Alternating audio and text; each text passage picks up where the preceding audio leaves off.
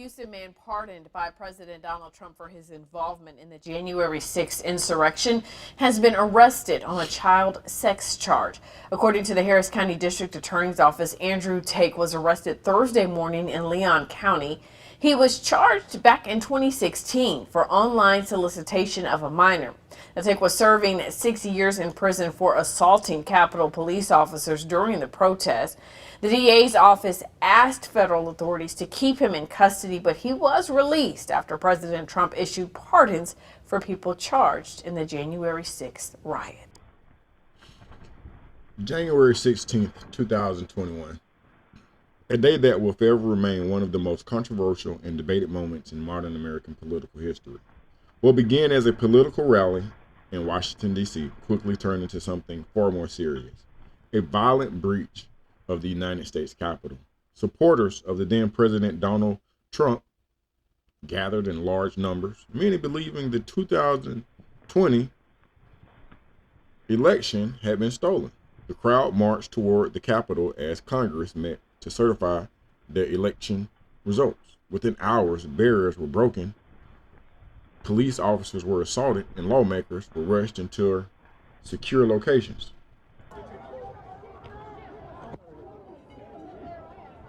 On the morning of January 6, 2021, my primary assignment was to cover then President Trump's rally at the Ellipse. I had walked down the National Mall from the U.S. Capitol and was taken aback by the size of the crowd. It was jarring to say the least because the events of the day would lead to one of the largest criminal investigations in U.S. history. More than 1,000 people eventually charged in connection with the attack, but the story did not end there.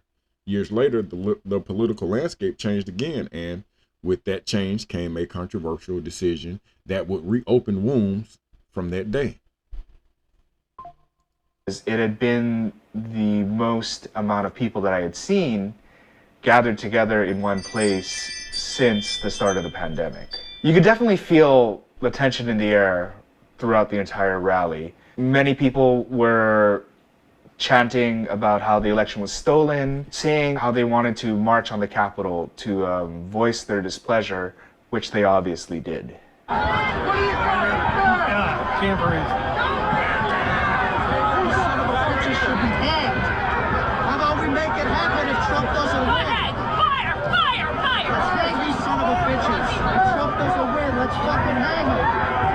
As I arrived on the West Terrace, I had seen people pushing past barricades. I just instinctively put my riot helmet on and my gas mask, and I remember thinking to myself, I can't believe this is happening right now. And quite honestly, with seeing how prepared and looking back on now how prepared some of the Capitol police officers appeared to be, they also were probably thinking the same thing as well.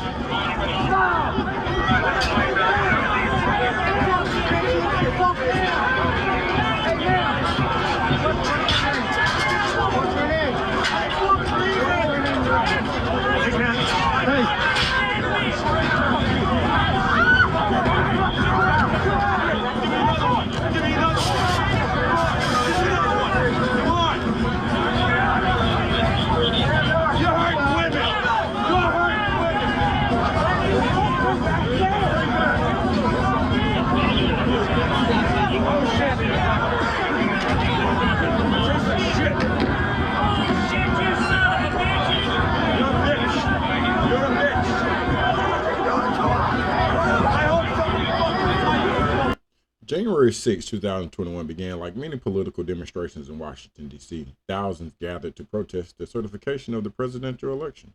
Many people attended peacefully, but as the day unfolded, tensions escalated. Crowds moved toward the United States Capitol building where Congress was meeting to certify the Electoral College results. Security barriers were overwhelmed. Windows were broken. And for the first time in modern history, a large crowd forced its way into the Capitol building. Inside, lawmakers were evacuated. Police officers were confronted and injured during clashes with rioters. The attack left the nation stunned. Investigations began almost immediately. Federal law enforcement launched an enormous effort to identify those responsible. Video footage, social media posts, and tips from the public helped authorities track down participants across the country. Eventually, more than 1,500 individuals would face charges connected to the riot, ranging from trespassing to assaulting law enforcement officers. Some people who entered the building claimed they believed they were protesting legitimately. Others were accused of deliberately engaging in violent acts. The legal consequences varied widely. Some received probation, others received years in prison. But the legal story of January 6th would take an unexpected turn years later.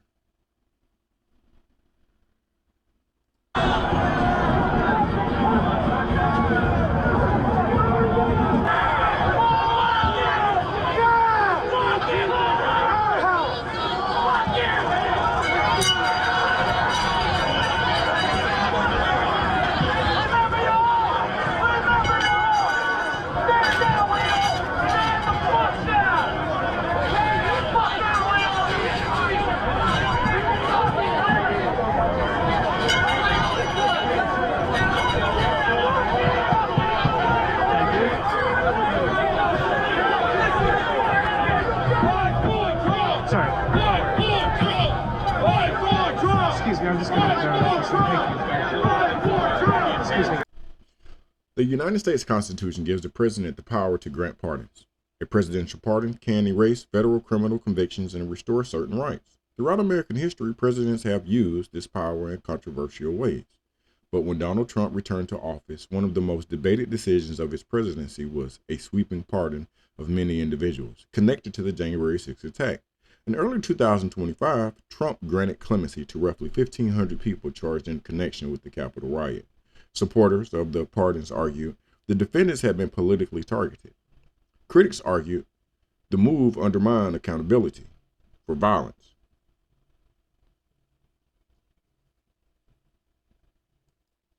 The decision reignited national debate about justice and political loyalty, but another issue soon emerged. A president pardon only applies to federal crimes. It does not erase state charges of future criminal behavior.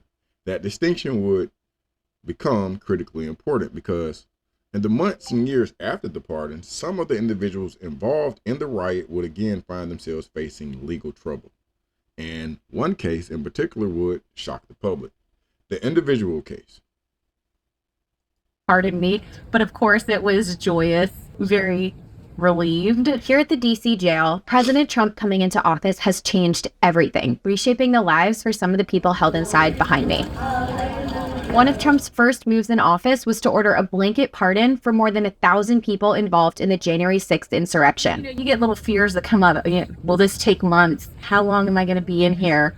Will I be forgotten about? People are gathering here outside the jail to show their support for those being released and to demand that it happens ASAP. I got released from the halfway house in Pittsburgh at 11:45 p.m. last night. I'm a January 6th political prisoner.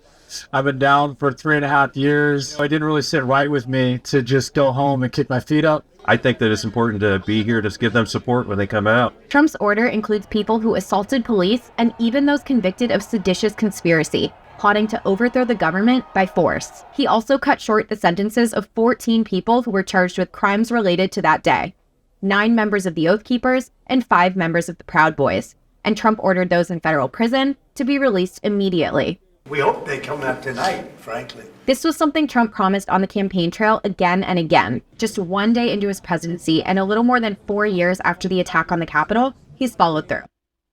This is Christopher Moynihan on January 6th, and this morning, 9 months after receiving a pardon from President Trump for ransacking the Capitol, he's back in custody, charged with threatening to kill House Minority Leader Hakeem Jeffries. Moynihan was arrested over the weekend on a charge of making a terroristic threat just before Jeffries was scheduled to deliver a speech. New York State Police said he sent a text message saying, "Hakeem Jeffries makes a speech in a few days in NYC. I cannot allow this terrorist to live." Court records quoting another text saying, "Even if I am hated, he must be eliminated. I will kill him for the future." Moynihan was previously convicted of breaching the Capitol on January 6th and being among the first to enter the Senate chamber, rifling through papers while saying, "There's got to be something in here we can expletive use against these scumbags." President Trump, on his first day in office, granted clemency to Moynihan and more than 1,000 others convicted or charged in the riot. 10 other January 6th rioters have either been charged, sentenced, or convicted of other crimes since being pardoned for their actions on January 6th. I think the reckless and irresponsible pardons of hundreds of violent felons on January 6th has consequences. There are consequences to that beyond me. Moynihan is being held on $10,000 bail. He's due in court tomorrow. State police did not identify who received those threatening texts, but said the messages placed the recipient in reasonable fear of the imminent murder and assassination of Hakeem Jeffries, the House Minority Leader. All right, Aaron, thank you. The Trump administration ordered all federal employees hired in diversity, equity, and inclusion roles to be placed on paid leave and eventually laid off. The order came in a memo sent to the heads of government departments and agencies. That comes after the first few prisoners locked up on charges related to the January 6th Capitol attacks were released yesterday. They walked out of prison after President Trump pardoned about 1,500 January 6 defendants and commuted the sentences of 14 prisoners. Among those set free, the former head of the far-right group, the Proud Boys, Enrique Tarrio, and the former Oath Keepers leader, Stuart Rhodes.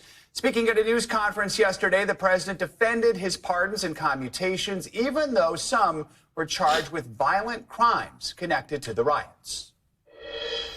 These people have already served years in prison, and they've served them viciously. It's a disgusting prison. It's been horrible. It's inhumane. It's been a terrible, terrible thing. NBC News White House correspondent Vaughn Hilliard joins us now with more on this. Vaughn, let's start with the ongoing fallout to these January 6 pardons. What else did we hear yesterday from the president on this issue? And just what more do we know about the people who have actually been released so far? Yeah, last night, guys, he defended his decision to move forward with those pardons. There were 14 individuals who had their sentences commuted. Those were the leaders of the Oath Keepers and the Proud Boys who were charged on those seditious conspiracy charges. They also released yesterday from the prison system, but then more than 1,500 that were pardoned, including more than 175 who had either pled guilty or been found guilty to violently assaulting police officers. And when he was asked about this, the president last night at the White House, by including our own Peter Alexander, he essentially sidestepped saying that he would look at each individual case, but that's what he has already done. And the pardon is final. And these individuals have now they have been released through the prison system and are now formally pardoned. Vaughn, it's been interesting because it seems like this decision is even splitting the GOP. Tell us reaction from senators. Right. President Trump made the case that these people love their country, was the words that he used, and that they have already served enough time in prison for the events that unfolded on January 6th. But lawmakers on Capitol Hill, Republicans and Democrats, they struck a different chord in response, except for some Republicans who defended the president's decision. Take a listen. It's a betrayal of the highest order of our Capitol police officers, who risk their lives to keep us safe. I think they were absolutely justified. Again, I don't know all the cases. I certainly don't want to pardon any violent actors, but there's real miscarriage of justice here. I just can't agree. I'm about to file 2 bills that will increase the penalties up to and including the death penalty for the murder of a police officer, and increasing the penalties and creating federal crimes for assaulting a police officer. That should give you everything you need to know about my position. President Trump was even asked about his own Vice President, J.D. Vance's comments just 2 weeks ago, that he also opposed the pardoning of violent assaulters of police officers. And yet that is the decision that the president made, and it's final. All right, Vaughn, let's also talk about the other big story yesterday, the move by President Trump to put DEI hires on paid leave. Eventually, they'll totally. President Trump signed a flurry of executive orders, including one granting pardons to those who took part in the Capitol riot. And that includes leaders of the Oath Keepers and Proud Boys. Enrique Tarrio and Stuart Rhodes were just released from prison. Rhodes had been living in Granbury, Texas, and founded the Oath Keepers organization. He was arrested in Collin County and sentenced to 18 years in prison for seditious conspiracy and other felonies. While Rhodes didn't actually breach the Capitol on January 6, authorities say he helped plan the attempt to overturn the election. Now he and others are celebrating their release after years in prison. President Trump did the right thing by letting these guys out and pardoning them because they did not get a fair trial. That's not on him, that's on the DOJ. I had years of my life destroyed. I have no money left. Half of my friends and family don't even speak to me anymore. My brothers disowned me. I mean, we went through hell in a handbasket. Enrique Tarrio was serving a 22-year prison sentence before being released today, and he's expected to go home to Louisiana soon. Dozens of people from North Texas were also part of President Trump's pardon. For his role in the January 6th Capitol riot is back behind bars, this time after a jury convicted him of sexually assaulting a child. One of the people connected to the January 6th riot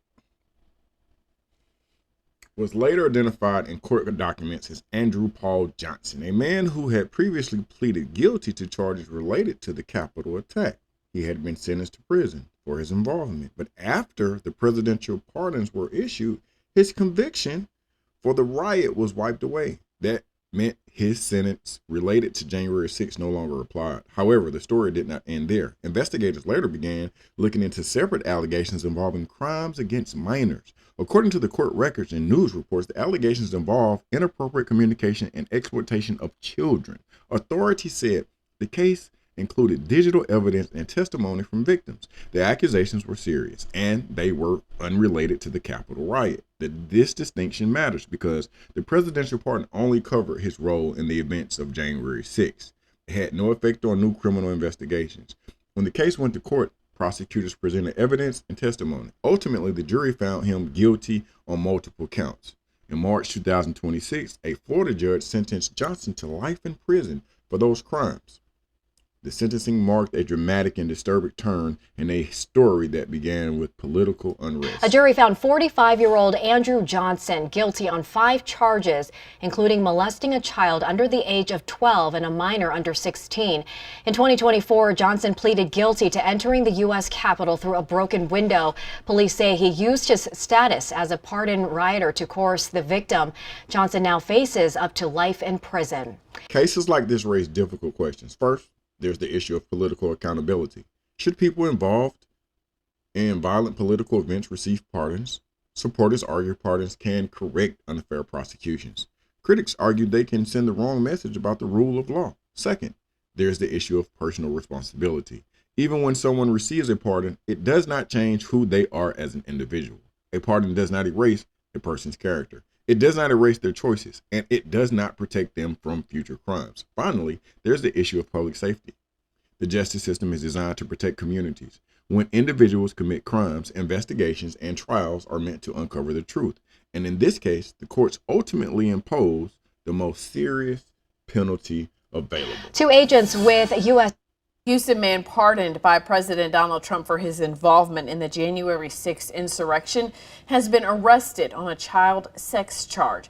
According to the Harris County District Attorney's Office, Andrew Tate was arrested Thursday morning in Leon County. He was charged back in 2016 for online solicitation of a minor. Tate was serving 6 years in prison for assaulting Capitol police officers during the protest. The DA's office asked federal authorities to keep him in custody, but he was released after President Trump issued pardons for people charged in the January 6th riot. More breaking news. A January 6th rioter who was pardoned by President Trump has been arrested for molesting a child in Florida. 44-year-old Andrew Johnson is accused of molesting an 11-year-old boy 3 times last year. Johnson met the child on Discord. According to an affidavit, Johnson gifted the boy an iPhone to keep the abuse a secret. He also told the child that since he was pardoned for storming the Capitol, he was being awarded $10 million as a result of being a January 6ther, and that he would be putting him in his will to take over what money he had left over. Trump talked about the possibility of compensating the January 6 rioters, but so far no one has received any payments.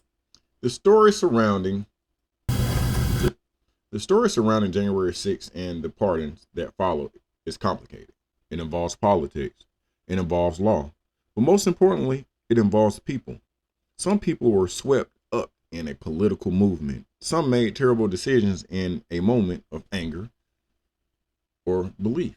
Others committed crimes that went far beyond politics. And when those crimes involve harm to children, society treats them with the utmost seriousness. The courts, investigators, and communities involved must ensure justice is pursued carefully and responsibly, because in the end, the rule of law depends on accountability. No matter someone's politics, no matter someone's beliefs, and no matter who grants the pardon. The term predator is the term that comes to mind when I think of this case. This is clearly predatory behavior that you've been convicted of. I've reviewed the case, I've listened to all the testimony at trial, and I've had an opportunity to think about and ponder, as I often do prior to sentencings,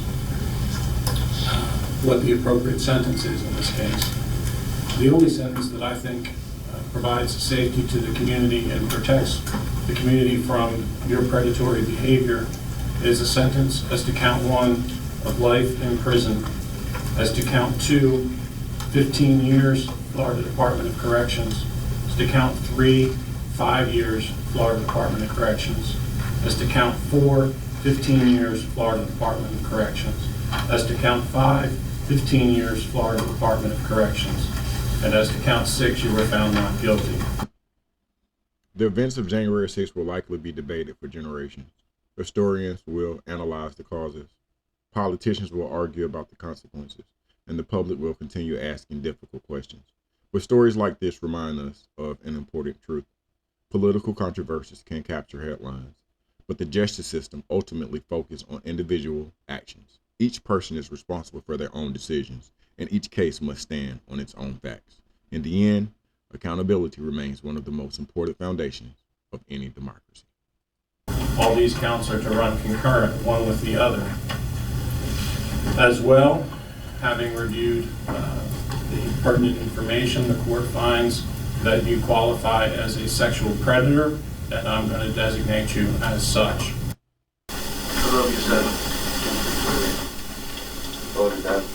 I'm sorry, man.